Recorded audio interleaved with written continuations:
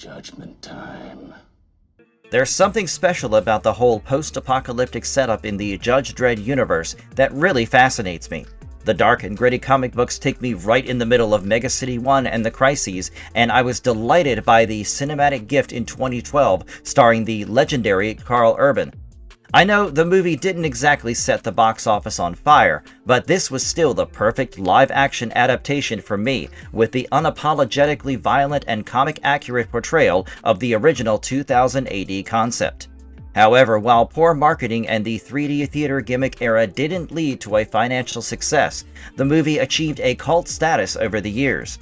The hardcore fans like me have always demanded a sequel with Karl Urban, and there have been some hopeful moments with strong rumors of Amazon Prime revivals and the Mega City 1 TV show.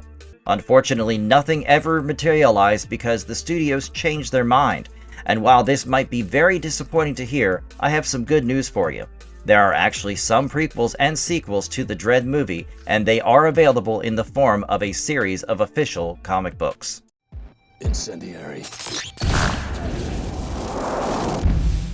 What I really appreciate about these graphic novels is that they continue the exact continuity, tone, and visual style of the 2012 movie, and there are books like Urban Welfare that offer a prequel story of Mama's rise to power. You also have an immediate sequel story, Underbelly, that extends Anderson's psychic journey from the movie. Finally, it ends with Final Judgment, which is an epic story introducing the terrifying Dark Judges. You might never see a movie sequel to the amazing 2012 film, but in this video you will definitely get a taste of what the whole story could be like as I explore all the related comic books in a chronological order.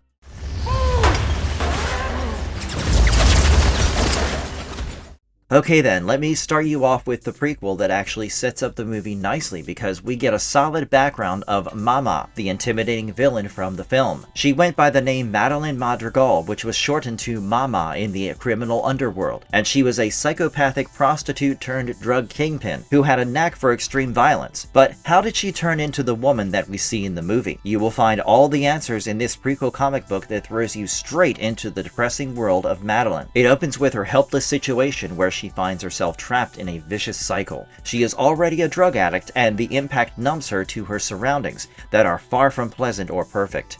It is revealed that she is also a heavy drinker and she needs to start her mornings with a lot of alcohol to get rid of the memories of the previous night. She has no future, and her profession presumably keeps her in this gloomy ambiance that rots away her soul slowly but steadily. The next thing we see is a piece of news about a drug bust by the judges, and the report suggests that around 15 prostitutes worked on the premises from where the drugs have been recovered during a mission. It has been discovered that this place was being used as a base for sale and distribution of narcotics. Two thugs who are watching the news talk about Trenton's crew being busted, and they express their apprehension about the actions of the judges.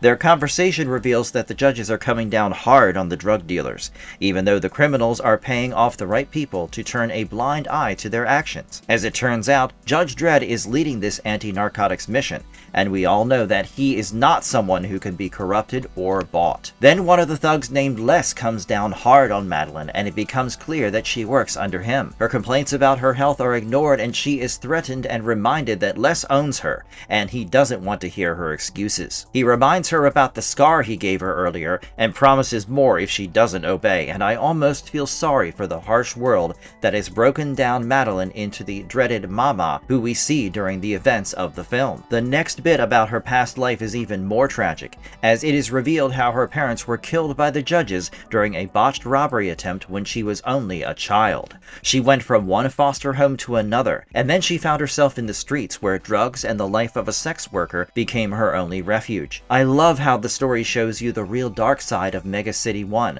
where the ones at the bottom of the society are crushed by the system. However, even after enduring so much, Madeline could never accept that this would be throughout her life. Suddenly, her chain of thought is interrupted by one of her customers, who arrives in a car, and from the looks of it, he seems like a regular. This man named Eric seems compassionate and even asks about Madeline's troubles and injuries, and she tells him that he means too much to her to discuss about such depressing stuff. Eric informs her about a new development that he has witnessed at the laboratory, and I immediately know this is about the infamous slow-mo drug that we have seen in the film. Later, my hunch is confirmed when Eric introduces her to the slow-mo. This drug is a LSD derivative, and it concentrates on one area of the brain that works with time perception. The result is that the drug user feels everything slowed down to 1% of its normal speed. Madeline knows straight away that this drug can be a huge hit once it hits the streets, and Eric informs her about how the drug is cheap to make and has no immediate side effects. You see, Eric is a good man, and while he knows that there is a lot of money to be made from this drug,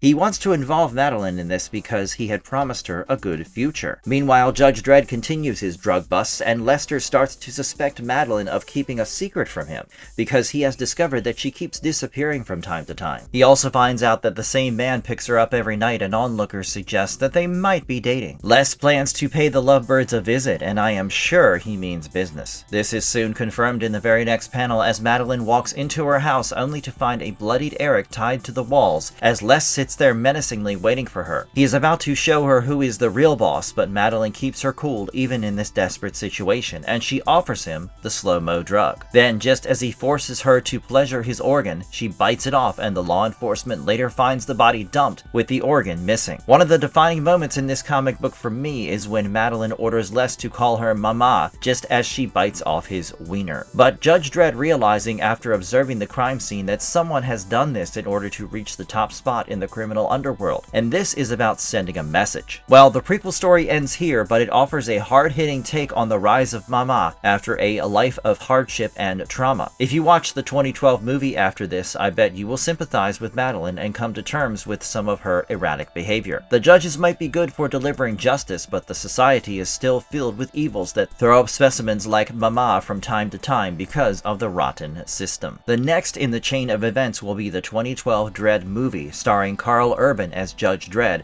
and the talented Lena Headey as Mama. The movie offers the dystopian setup that we are all too familiar with, and here Mama has already become a prominent drug lord with the slow-mo drug. Judge Dredd arrives at a 200-story slum tower block called Peachtrees with a potential recruit, Cassandra Anderson, who has psychic abilities. Their job is to investigate the deaths of 3 drug dealers who have been skinned alive and thrown to their deaths from the top floor. When they discover the drug den of Mama, they arrest one of her henchmen, Kay, but they are not ready for the retaliation from Mama's forces, who seize the security control room of the tower and seal the building by using its nuclear blast shields. Now, the judges have no way of escaping, and they can only keep fighting as Mama's armed guards attack them. Meanwhile, Anderson psychically finds out from Kay that Peachtrees is the center of slow-mo production and distribution. Things go terribly wrong when Kay manages to break free and captures Anderson as he takes her to Mama's base on the top floor. Now it is up to Judge Dredd to save the day, and to make things more challenging, Mama even summons 4 corrupt judges to help her. Finally, after a lot of intense fighting and with some help from Anderson's psychic powers, Dredd and Anderson infiltrate Mama's apartment and kill most of her enforcers. In the final act, Anderson is shot and wounded, and Mama reveals that if Dredd kills her, then a device on her wrist will detonate explosives on the top floors that will destroy the entire building. However, Dredd is smart enough to deduce that the detonator signal will not reach the explosives from the ground floor. He forces Mama to inhale her own drug and then throws her down to her death. Order is restored, and the judges now have a new member among them because Anderson has passed the test after her brilliant show during this mission. The movie is such a cool follow-up to the prequel comic series, and the story comes a full circle as we get to see the rise and fall of Mama. I love everything about this film, and while I never got the cinematic sequel I dreamed of, let me explore the comic book sequels that follow. The one-shot sequel to the movie comes in the wake of Mama's death because, as you can imagine, Mega City 1 is not going to be crime-free just because Judge Dredd got rid of one drug kingpin. This comic book, titled Underbelly, opens with a shot of the Accursed Earth, which is the scorched wasteland outside Mega City 1. Here, the ones who live are either the bottom dwellers in the Mega City or the ones who have been banished, and people are always trying to get back in to make a living and a new life. While people are smuggled in all the time, it is a serious crime, and done secretly because the ones who are caught face harsh punishment and even death. The story starts off with one such group of refugees from the Cursed Earth who try to sneak into Mega City 1 hidden inside a truck. They pass the gate safely by bribing the guard on duty, and it is revealed that the refugees have come with a lot of hope in their hearts. They want to find work in the city, and some even hope to send some money home to their families, who live hard lives in radioactive deserts outside the city premises. But it turns out that the dreams they all came with are crushed quickly, as the thugs who receive them have other things in mind. They will be introduced to a life of slavery, and a woman among them is suggested to be sent to Sector 9, presumably as a sex worker. However, they are interrupted by the arrival of the judges, and the thugs are taken in. The refugees are to be sent back where they came from, but the woman from earlier pleads to a judge to let her stay because she needs to find her son. He paid these same men to get into the city to make a fortune, and now she hasn't heard back from him. The judge is about to dismiss her story, but Anderson steps in and stops him because she probably discovers through her psychic abilities that she isn't lying. I have to say, this is one hell of a special ability for a law enforcement officer to have. Later, we see Judge Dredd stopping a bank robbery following a violent shootout. He is calm and composed as ever and so effective with his firing. Most of the robbers are dead as he requests for a van to arrange for a pickup and some arrests. Dredd is also informed that the chief judge wants to see him, and Dredd is off on his way for the meeting. Once he reaches the Hall of Justice, he finds Anderson there as well, and they are all briefed about a strange case. The maintenance workers were draining a pit of radioactive sludge, and they discovered the remains of several bodies buried there. The bodies show signs of lethal levels of chemical components used in drug production, and in many cases the cause of death is massive cranial trauma or a severe head injury. More importantly, they are all mutants. The next part shows you the terrible crime stats of Mega City 1. It is shocking to know that almost 26 serious crimes are committed every minute, and only about half of them are reported. The worst part is that among the crimes reported, only 6% are investigated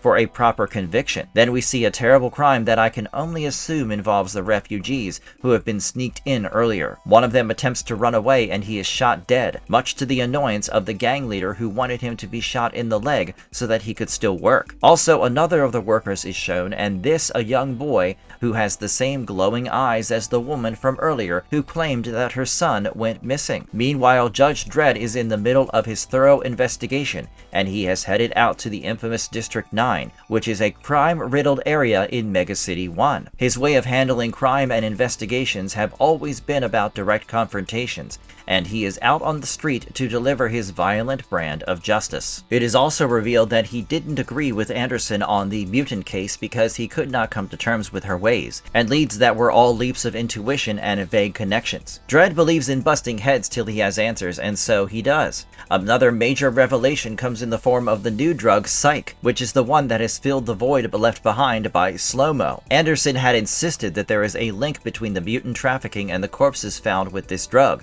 and my experience about Anderson and her ways tells me that she is not wrong. Dredd tracks down a drug dealer, and just as he is about to take him in for questioning, he makes a run for it, only to fall to his death, much to the delight of the gang leader. The only positive for the investigation is that the bright-eyed young boy has been captured alive. Also, Anderson does her thing as she extracts information from the fallen corpse of the drug dealer. The discovery calls for another meeting with the judges, and more aspects of the drug Psych come to the fore. It is a drug that causes hallucinations and deja vu, leading up to a full-on psychotic break. This drug is reportedly so addictive that it makes Slow-Mo look like candy. The discussion infers that the gang that works with manufacturing the psych drug is using the mutant trafficking to their advantage. A full-scale attack is launched and the facility is breached. They uncover a huge number of refugees working as slave labor in order to manufacture the drugs, and they are all shackled. The poisonous fumes from the process eventually kill them, and they are disposed. The gang leader is a fierce woman who puts up a fight, and she even manages to stab Judge Dredd during a face-off. After he knocks her out, there is another drug dealer who holds the bright-eyed boy hostage,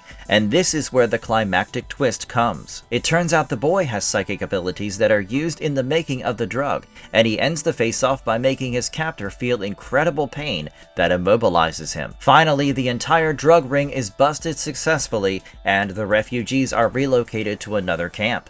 Judge Dredd tries to think of this as justice, but Anderson is quick to point out that the ones with special psychic powers like herself are being wasted in these camps. But what is really justice in a world so grim and negative? With that thought, the comic book ends, and I wonder what's up next for Judge Dredd's crime-fighting spree. The next comic book narrative that features in this timeline is one titled Dredd Uprise, and this is another story that captures the declining social order of Mega City 1. The story is focused around a strip of land in Mega City 1 called the Spit. This habitable land lies between two reclamation zones, and old construction is yet to be plowed over by the new. This region is marked by high poverty and crime rates, and it is a cursed and overlooked sector of the city. A smug man in an overcoat is shown to be back in this area, where he has grown up, and the area has remained the same, with junkies, sex workers, and gang members all around. However, there is a surprising new development in the region, and it's the ultra-luxurious Emling Tower, which is built by out-sector labor for out-of-sector money. This has led to a lot of violent protests in the region because, as you can imagine, nobody from around here will be living in the tower. Emling Tower will host an automated lifestyle with the utmost luxury,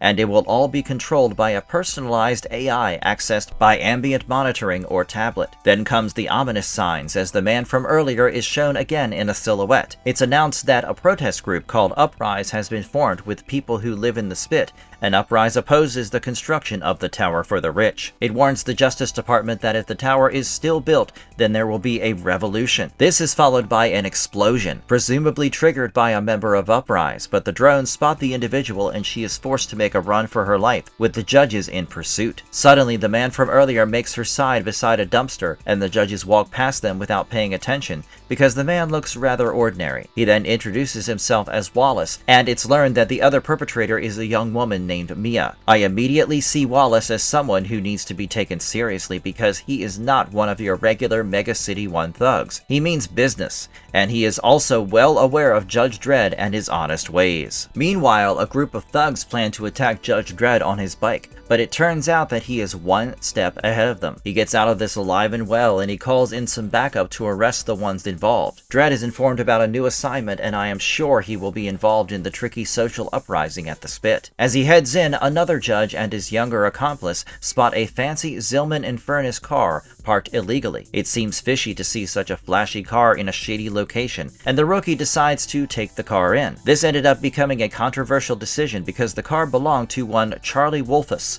who is a big-shot local community leader loved by everyone. The Spit wasn't happy about the action against him, and there have been riots in the region. The conditions worsen and the protests get stronger as the judges try their best to contain the situation. These protests have also blocked the worker convoy ever since Emling started bringing in out-of-sector labor. The chief judge plays a smart move by bringing Charlie Wolfus to speak to the aggrieved community. He's a respected man because he rose from nowhere and gained a fortune as a sports person before coming back to the community. He tries to pacify the rioters, but it takes a terrible turn when he is sniped through the head as the shocked judges stand confused by his side.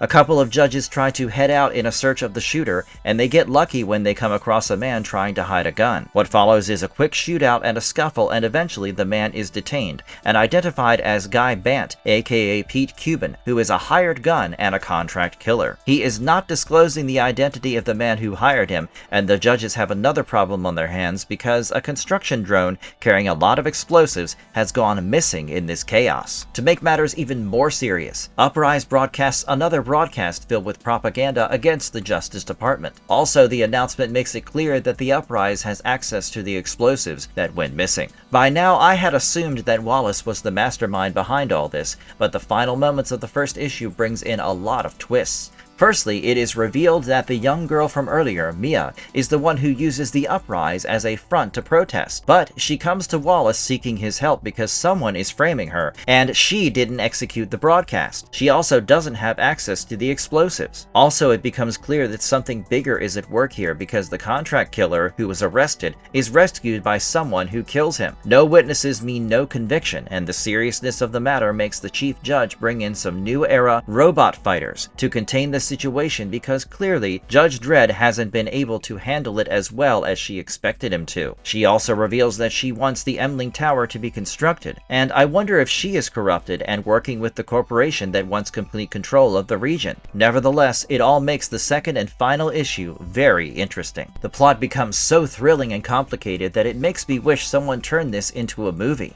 It is revealed that there are some corrupt judges like Judge Daryl who are working to frame Uprise and get the job done. The robot soldiers are used wrongfully to contain the riots, and it is about time that Judge Dredd got himself involved directly in all this. Meanwhile, Wallace tries to spy on the corrupt judges and gets shot by a robot, but even in his injured state, he manages to reach out to Mia. He asks her to take some of the evidence along with his badge and sends her to meet Judge Dredd because he is a judge that can be trusted. As it turns out, Wallace is a judge himself, and he has been working undercover all along. Meanwhile, Judge Daryl asks his units to execute Dredd so that they have no further hindrances in their mission. Dredd asks his colleague to trust Wallace because he trained with him and trusts his instincts, but suddenly the robotic forces arrive at their location and refuse to stand down. A violent shootout follows, and Judge Dredd and his colleague are barely able to save themselves. Mia helps them in tracking down where these robots are being controlled from, and then comes a shocking revelation for Dredd. Mia tells him about the Grand Canal, which is a remnant of the old city sewer system, and it is large enough to walk a fully armed construction mech down, just like the one that has been stolen. Also, it runs right under the sector house, which means that Judge Daryl and his handlers have planned things perfectly. The other judges are all cut off with their communication systems down, and the plan is to incite mobs wherever it suits their purpose. But Judge Dredd is always the one you can count on to ruin such plans. He speeds in on his motorcycle and rushes through the Grand Canal, evading all the obstacles. Even then, Judge Daryl mocks him about his challenges in defusing a powerful explosive, when suddenly Daryl is shot through the head.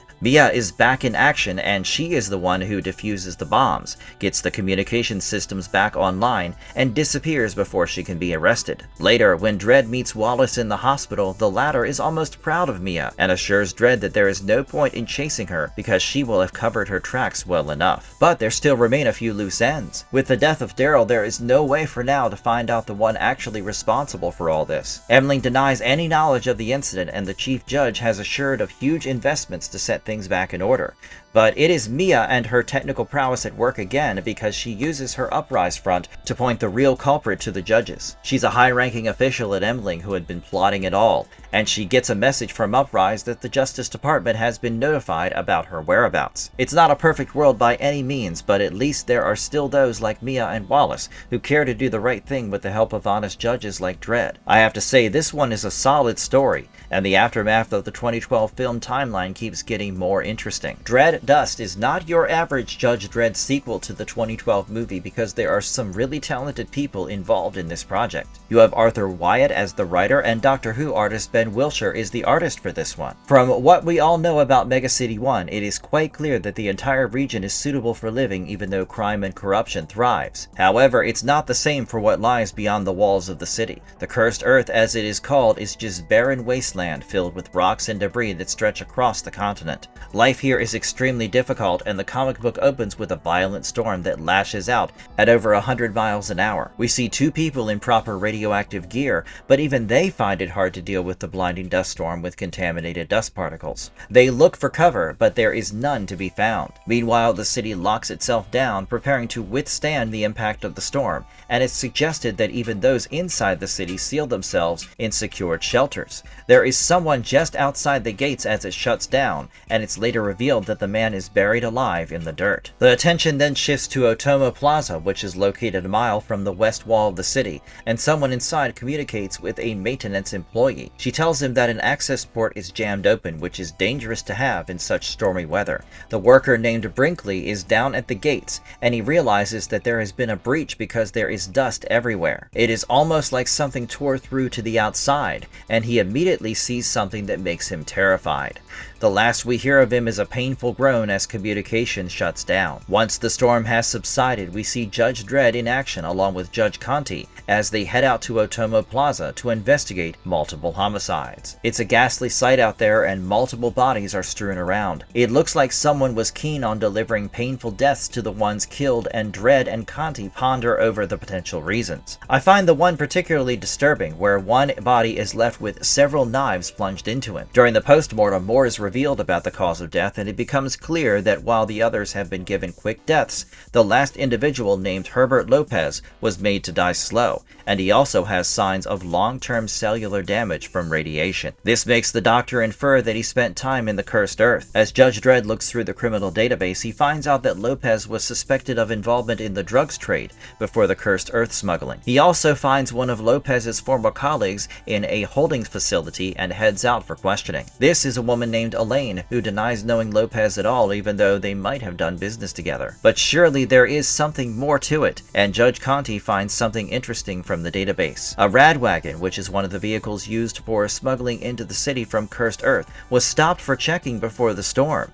and it was discovered that the crew and passengers were all dead. Some died from knife wounds and others choked to death, and it was assumed that the raiders struck them. Among those dead, there was someone who had earlier traveled with Elaine and Lopez, and this was a man named Dalton Westlake. The judges realize that Elaine wouldn't talk about this, and they come up with a clever plan. They free Elaine and follow her trail, which soon leads them to Clinton Heights. As they follow her into the building, they run into the man who is probably responsible for all the violent deaths. He is one hell of a Dredd villain, and I am quite impressed by his badass personality. He appears in a dusty storm and wears covered robes. You don't even get to see his face yet. Dredd and Conti find him about to kill Elaine, and they intervene, but this mystery man is not worried in the slightest. He blinds them with a dust storm that almost seems like a superpower, and even attacks them with knives before escaping into the dusty maze. By the time he is gone, Elaine has been killed, but the judges find someone else who is severely wounded and alive. This man reveals that the attacker wanted Wolanski,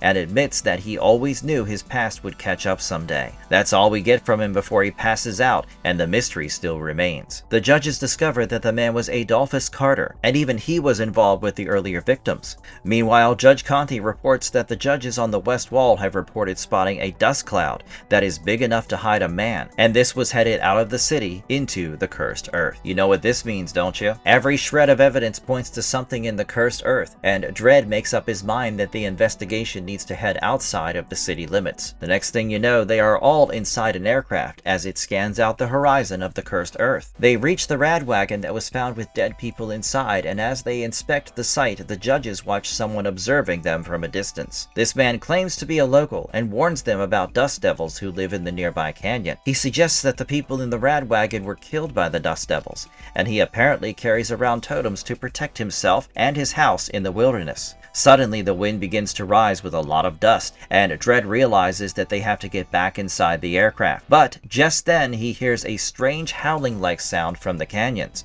and he is keen on investigating further. Even though he gets inside the aircraft to avoid the storm, he jumps out of the moving hovercraft alongside Judge Conti. Meanwhile, we get a flashback of the mystery man from earlier, who is revealed to be a mutant. He faced a lot of hate and oppression back in the day, and now he claims that there is only one man left to be found before his revenge is complete. They land on top of a caravan-type vehicle in the middle of a dust storm, and Dredd finds someone he knows, Shanahan, who welcomes him to Williamsburg. This used to belong to Emling before the Justice Department seized their assets after the earlier story. Williamsburg is a fairly large community involved in some risky work as they dig up remnants of the old world and decontaminate it. This is dangerous work because it involves exposure to a lot of radioactivity, but they do it nonetheless. There are several mobile mining platforms for the job, and it turns out that Shanahan was a street judge who was sent out here as the marshal. Dredd wants the man he has been tracking, but first he wants to speak with Wolanski, who works here and has now been put in handcuffs. He knows a little something about the mysterious killer and calls him a creature or ghost of some kind because of his strange nature.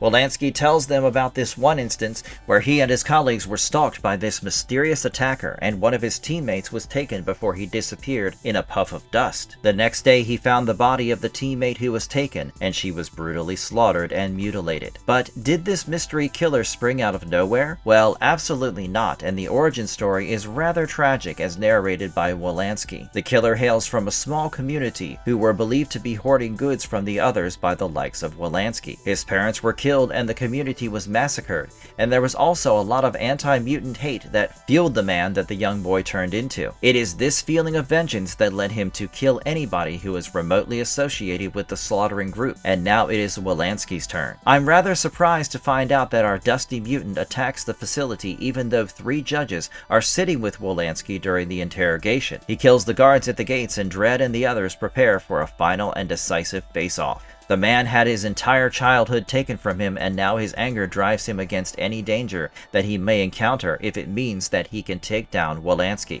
The first attack on the judges takes them by surprise, and all 3 of them are thrown aside as he gets to Wolanski. You would almost think that Wolanski is done for, but Dredd pulls up a surprise in the form of a sonic bomb that disturbs the mutant killer enough to make him run away. Meanwhile, Shanahan has busted a couple of ribs and Wolanski is blinded, but Dredd continues his pursuit of the mutant who is wrecking the entire place. It takes every ounce of Dredd's technology and ferocity to finally bring down the mutant and take him in. Wolanski is saved, but at the cost of a lifetime disability, which probably serves him right. The comic series ends with a glimpse of the local old fellow who warned the judges about the Dust Devils, and he seems to have known the mutant. Maybe he grew up with such people and others who had mutant abilities, and it is one of those villain takedowns that you cannot really celebrate because of their tragic backstory. I love how the Judge Dredd stories always have room for such twists and tell you that the society is more complicated than just good and evil. I also find this mutant opponent to be among the fiercest ones the Dredd has ever encountered,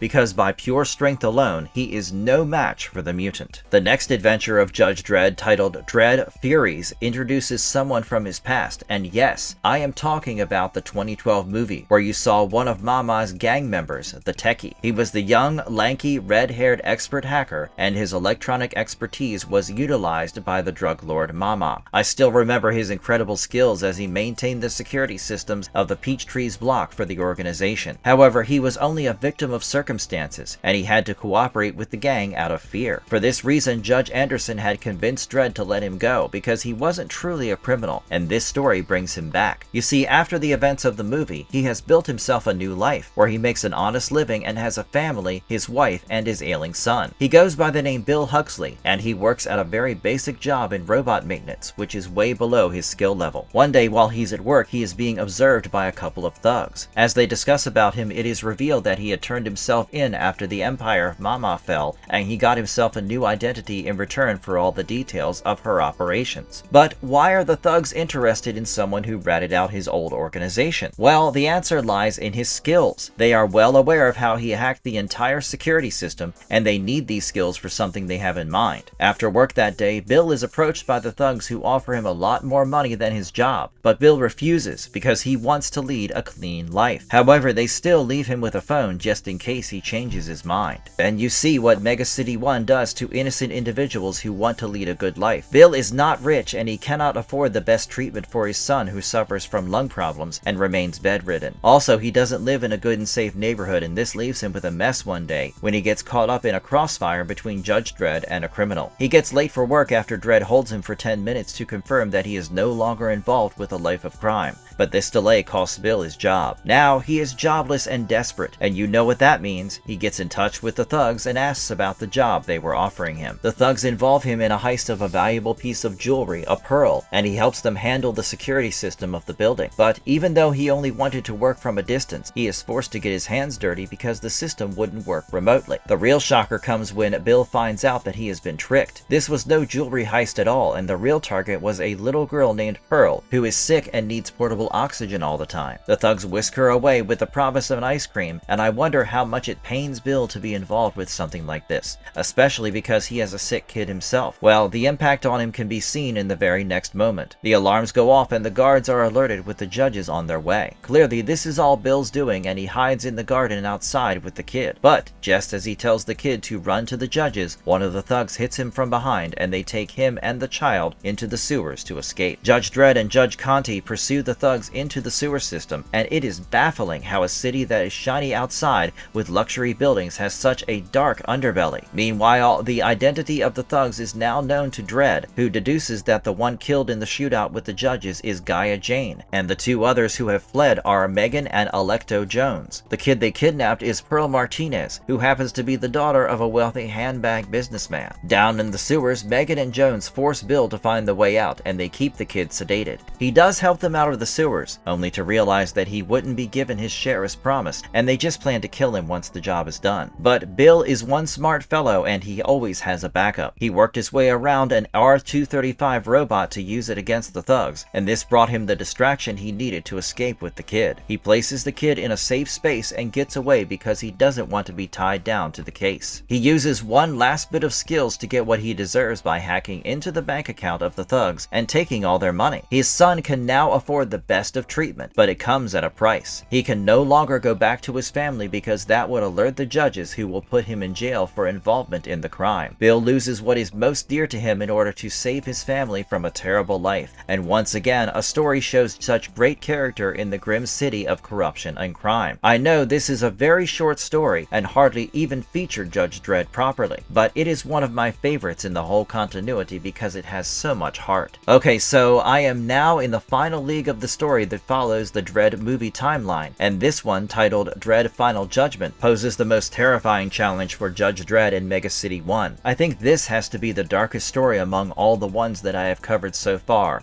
and here Dredd encounters something that is truly beyond his abilities. The ones who are familiar with the Judge Dredd lore will know all about Judge Death, and here he comes, trying to impose his world on the world of the living. It all starts off with a bizarre case for Dredd, as he watches an arsonist set himself on fire. But the strange thing is that 8 young schoolgirls jump from a bridge as the arsonist calls out to them. The girls are almost dazed, and it doesn't seem like they have any idea what they are doing. As Dredd tries to make sense of the situation, the chief judge summons him to Tech 21 for something urgent. This is the Advanced Technological Research Facility of the Justice Department, and the chief judge lays it down for Dredd to understand the seriousness of the situation. They are now fighting entropy. Basically, it all starts from the endless recycling process that Mega City 1 is forced to conduct because of its lack of resources, and every watt of energy has to be reused. This led to the development of Project Proteus, and the ones researching on this were handling some extreme theories. Things have gone horribly wrong, and out of the 7 people working on the project, 3 are dead and 4 are missing, even though nobody ever left the closely secured room. While Dredd ponders over the case, something paranormal and terrifying is revealed about the new state of Mega City 1. A dead young woman rises, and I don't see love and peace in her eyes as the wall behind her reads, "You cannot kill what does not live." Project Proteus was attempting to harness an extra-dimensional force,